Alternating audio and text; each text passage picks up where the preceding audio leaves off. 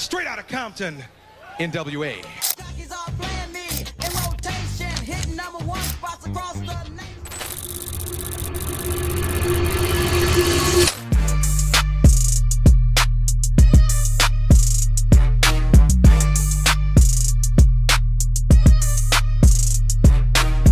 Yo, what's good everybody? Welcome back to Rapper Vibes, the chillest corner on YouTube for all things hip-hop. Today, we're diving into a group that people used to call the most dangerous crew in the entire rap game. And trust me, that title didn't come out of nowhere. These guys were stirring things up from day one, so check this out. Back in the late 80s, there was this one rap group that had the whole country freaked out. Parents, politicians, the police, even the FBI pulled up with an official warning letter. Yup, you heard that right. The FBI literally wrote them a letter because they believed the group was encouraging violence against law enforcement. That's how loud their impact was. And the controversy didn't stop there. Mainstream radio stations? Nah. Most of them didn't want anything to do with these guys. Big media platforms like MTV, they banned their music entirely. One of their biggest tracks, Straight Outta Compton, was completely blocked from airing because the lyrics were considered way too explicit, aggressive, and dangerous for the public.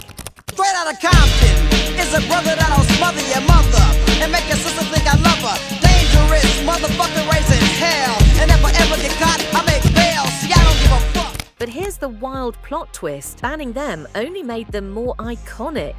N.W.A, short for Nigga with Attitude, came straight out of Compton, California, a neighborhood packed with real struggles, real stories, and real voices that weren't being heard. And instead of sugarcoating anything, they put everything raw and unfiltered into their music. That honesty? That's what changed the entire landscape of hip-hop and basically shaped gangster rap as we know it.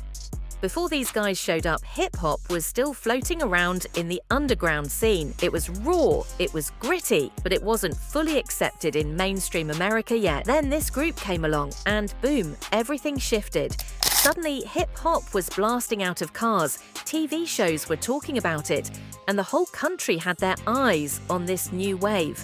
That's why so many people call them one of the most influential rap groups in history. N.W.A didn't appear out of thin air. The story starts in 1987 with a guy named Eazy-E, a street hustler straight out of Compton, who decided he wanted to flip his drug money into something bigger. So what did he do? He teamed up with DJ Yella, a seasoned music industry dude, and together they started a record label called Ruthless Records. But a label needs talent, right? That's where things get interesting. First, Eazy-E links up with Dr. Dre. At that time, Dre was part of a group called the Wrecking Crew. And then there was Ice Cube, a young writer from the group CIA, Crew in Action. Dre brings Cube in because this dude had bars, like actual pen game fire. Originally, Dre and Cube were supposed to write songs for other artists under Ruthless Records, and one of those songs was Boys in the Hood.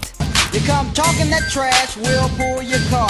Knowing nothing in life but to be legit. Don't quote me, boy, cause I ain't said shit.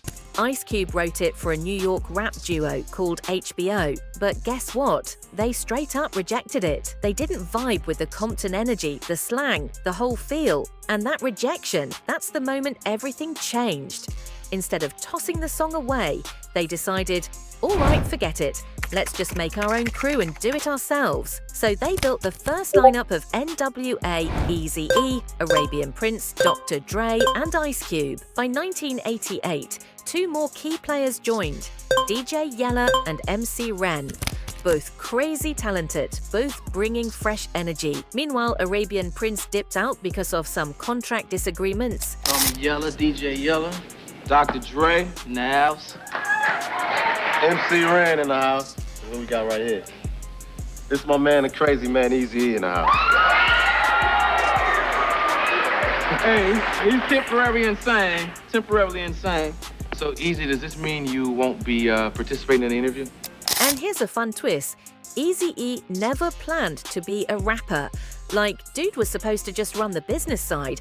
But Dre kept hearing his voice, that high-pitched, unique, charismatic tone, and he was like, bro, you gotta get in the booth. Eazy kept saying no, until Dre finally convinced him after like 2 straight hours of persuasion.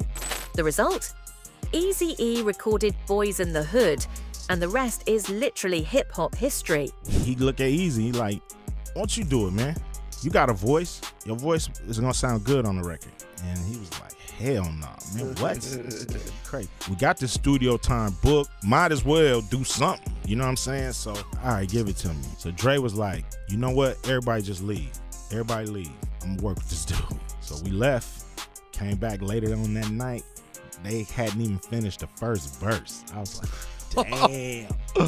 I'm gone. I left again. Came back the next day. They was in the middle of the second verse. Came back the next night. That same night, they had finished the song.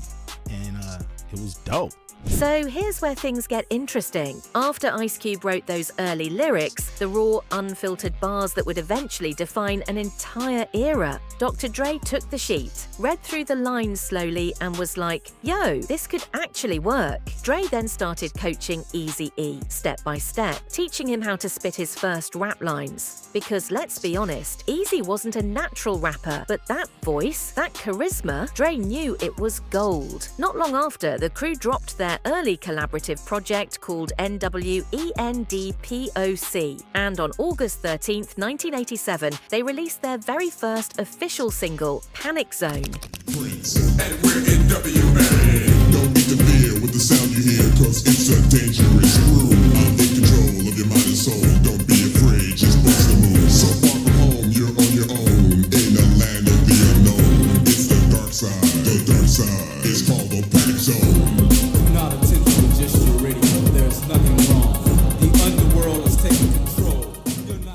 This was their opening shot, their way of letting the world know, hey, Compton's coming. And of course, the now iconic Boys in the Hood, performed by Eazy-E, was also included on this project. That track alone started pulling people's attention like crazy.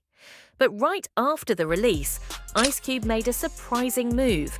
He dipped from the group for a whole year to continue his studies at the Phoenix Institute of Technology. Yup, even gangster rap legends had homework back then. When Cube came back in 1988 though, the whole squad was leveling up. The team was deeply locked in working on two major projects, Eazy-E's solo album, Eazy Does It. You heard? You think I own a drugstore? Getting stupid because I know how, and if a sucker talk shit. And the massive group masterpiece that would shake the entire rap scene, Straight Outta Compton. Straight Outta Compton is a brother that'll smother your mother and make your sister think I love her. Dangerous motherfucker raising hell, and if I ever get caught, I make bail. See, I don't give a fuck. That's the problem. I see a motherfucking cop, I don't dodge him, but I'm smart, lay low, creep a while, and when I see the punk pass, I smile. To me, it's kinda funny. The attitude show a nigga driving, but don't know where the fuck he going, just rolling. During Eazy's solo album process, Ice Cube and MC Ren handled most of the writing. Meanwhile, Dr. Dre and DJ Yella were masterminding the production. The beats, the mixes, the scratches, everything. It was like watching a super team form right in front of hip-hop history. Then came the big moment. On August 8th, 1988, their album Straight Outta Compton dropped under Priority Records and Ruthless Records. And man, this album was like a sonic explosion. The production, heavy drum breaks, street-level samples, gritty DJ scratches. It sounded like the heartbeat of Compton itself. The lyrics, unfiltered, aggressive, vulgar. Honest in a way nobody else had ever dared to be on a mainstream record. Ice Cube himself said it best. This wasn't gangster rap. This was reality rap. It was storytelling without censors. They talked openly about women, street life, drug trade, gang culture, and police brutality. I specialize in ganking whites, Mexican brothers and others daily. It's all about coming up, making sure no punks are running up. Because I'm a gangster having fun, strapped with the gat when I'm walking through Compton. Terrible, I never listened to my mother. It went in one ear and out the other. Ran my gang, so undercover, call a girl out of name. Yo, I ain't no lover, I'm a pimp, Mac Daddy looking for the dollar.